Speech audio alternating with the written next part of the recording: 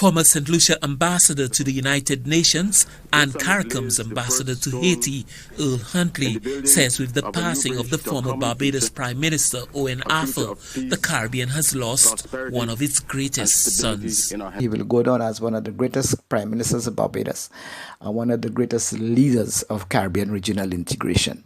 Owen, Barbados' longest-serving prime minister, was an avowed regionalist who, in 1998, according to his former classmate at the Caville campus of the University of the West Indies, and regionalist Earl Huntley, made a public pitch for Barbados to become a member of the OECS.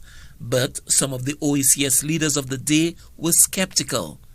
It is true to say that without Owen Arthur, the Caribbean single market and economy would not have happened and would certainly not be as advanced as it is today. He demonstrated his commitment to the unity of the region very early in his career, when he proposed to the OECS that Barbados become a member with a view to establishing a confederation of the member states so that they could resume the federal ties that had been broken in the 1960s. I was at that meeting here in St. Lucia in 1998 when he addressed the OECS. And for me, also a devoted regionalist, this was great music to my ears. Unfortunately, some OECS heads could not appreciate his vision, and the initiative did not bear fruit.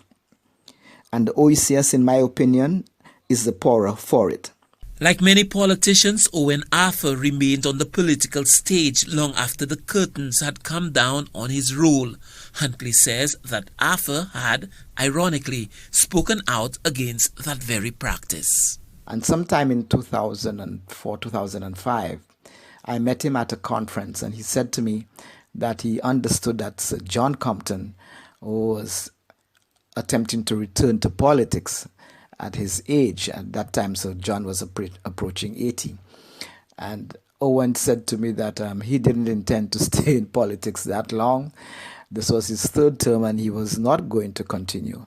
But he did continue. He contested that election and lost. He lost about 2 other elections after that. And eventually left Parliament as an independent member, leaving his party. And the lesson to me from that is that Caribbean prime ministers, Caribbean leaders need to know when to go. Owen Arthur's alma mater, the University of the West Indies, lauded him as, quote, without a doubt, one of the greatest statesmen of the 20th century Caribbean, unquote, adding, quote, that we knew him as the quintessential regionalist, a leader in development economics.